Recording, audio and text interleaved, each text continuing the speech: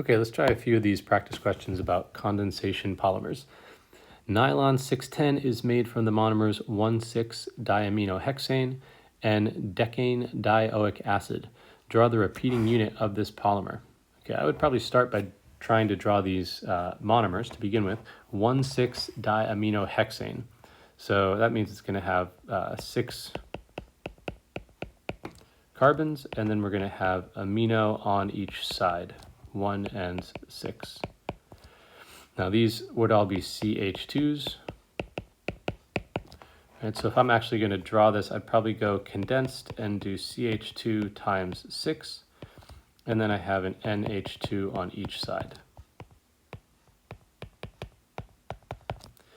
For the other monomer, it says decane, which is really beyond what you guys are expected to be able to draw and name, but we can probably work out that that means 10.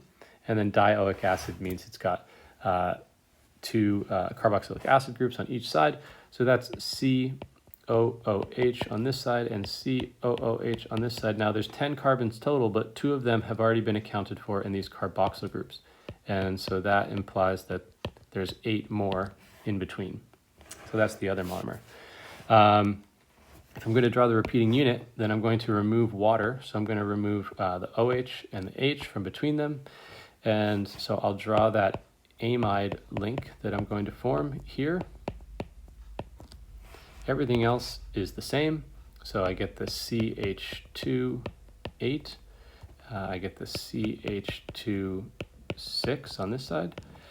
And then at the end, I have to also remember to remove another water molecule from the end part. So I remove an OH always from the carboxyl group, and I removed an H from the amino group, and then I put these things in brackets and I show that they are continuing on, the bonds continue on, so this is just one unit in a larger chain. Okay, question 13. Q13 is working backwards from this. So this is showing you the structure of a monomer.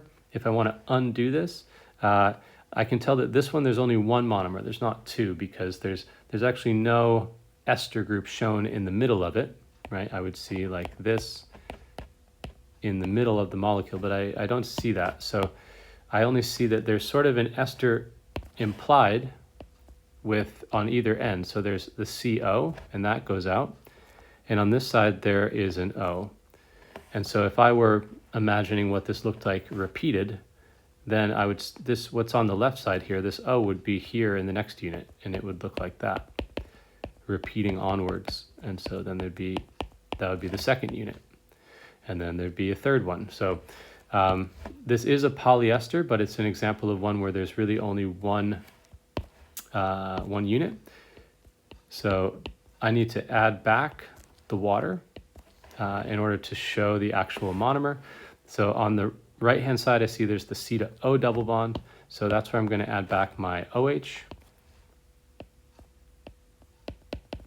And on this side, I see that there's just an H, and that's where I'm going to add back the H. So the original monomer must have had this hydroxyl group, this alcohol, on the left-hand side. And then on this side, it had the COOH. So that's the original monomer. It has one alcohol and one carboxylic acid group, and so therefore it has one of each group and it can condense with itself in a repeating fashion. Q14, draw the structures of the polymers and any byproducts formed by the following pairs. I'm not going to go through the whole thing. I think we get the idea. I can tell this one is the carboxylic acid. That's a funny way of writing COOH. And this one is an alcohol group. So this is to form an ester. I would remove this part, that's a water molecule, and I would link up forming an ester. And then I would also remove an H and an OH from the ends when I show the repeating units. Now the next one is a slight twist, and you'll see that here they have this group that we don't have to learn about, but it's got a carbon double bonded to oxygen, and then instead of an OH, it has a Cl.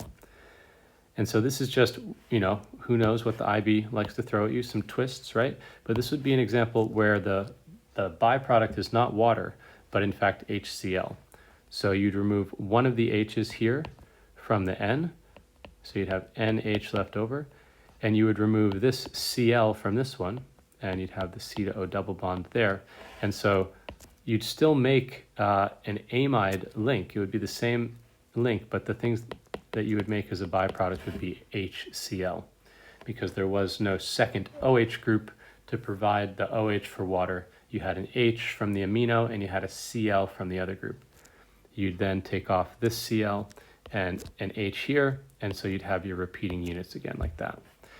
Now, I know that seems a bit unfamiliar, but if they presented it to you set up like that and they told you it was forming a polymer, it's clearly not an addition polymer because there's no C to C double bonds. So you know you have to do some kind of condensation. I think you have enough background that you could try to make that work by forming another familiar molecule, which is HCl.